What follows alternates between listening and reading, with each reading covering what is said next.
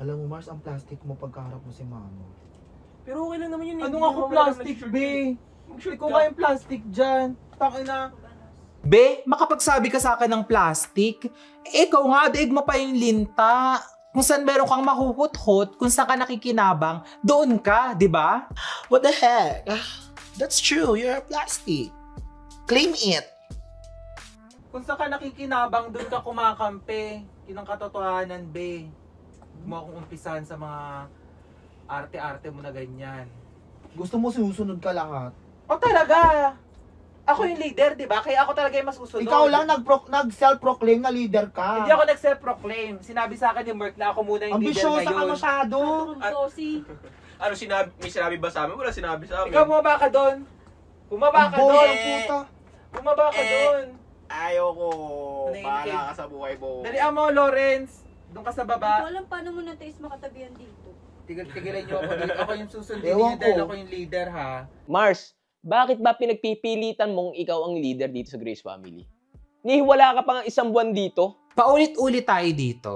Sabi nga ni Mark, di ba, ako muna yung magiging leader. Kaya dapat sumunod kayo sa lahat ng sasabihin ko sa ayaw at gusto ninyo. Eh kayo mga linta kayo dito sa Grace Family, kung wala pang Grace Family, hindi kayo kilala. Totoo, di ba? Eh ako, wala man ako dito, sikat ako. Walang leader na amoy kahoy. Manahimik ka dyan. Kayo, asa lang kayo kay Merck. Ako wala akong ano dito. Kahit wala ako dito sa Grace Family, Ikaw sikat naman ako. pala. Ay, Gaya niyo ako sa taray, inyo. sikat ang puta. Gaya niyo ako sa inyo, Feeling umaasa ng entitled. kasikatan.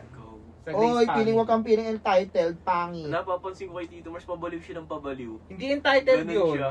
Katotohanan yun. Hindi katotohanan yun.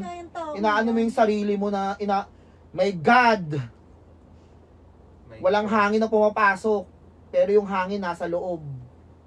Utak mo, puro hangin. Hindi ka makaintindi. Palibasa kasi yung, kanan, yung demonyo nasa kanan eh. Talaga.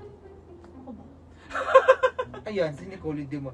Doon, sumaba ka nga doon! Baliw ka lang, hindi ka naman demonyo. Doon, sumaba ka nga doon. Nairita ako sa'yo. Bakit ka doon sa taas? Ang ingay. Mamaya, tabat bakit ba? Bakit ka doon sa taas? Susunod ka rin naman pala eh. Diyan pa sinabi. Makina ka ha? Dito tabi. Para ka rin si Bay.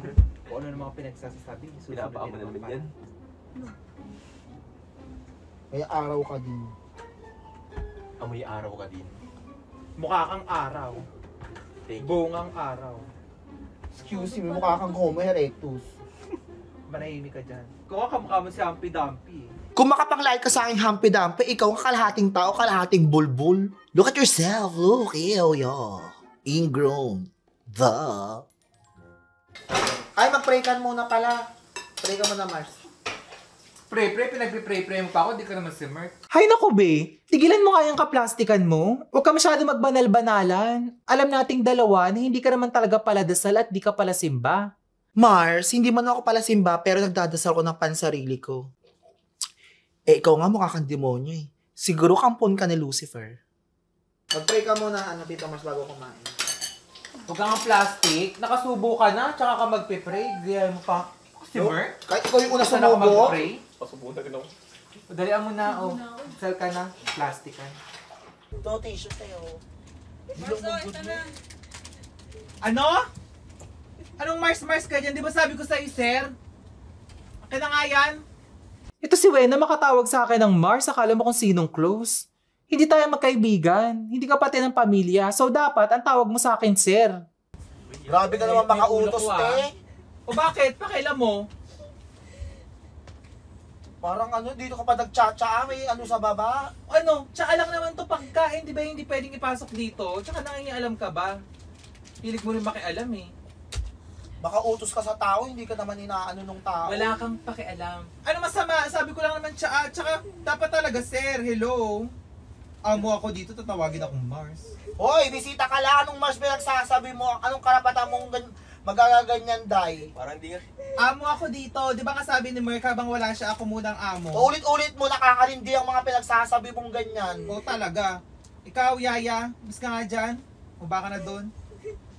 Kung makapagsalita ka ng ganyan kay Ate Wena, parang ang dami mong karapatan, ah.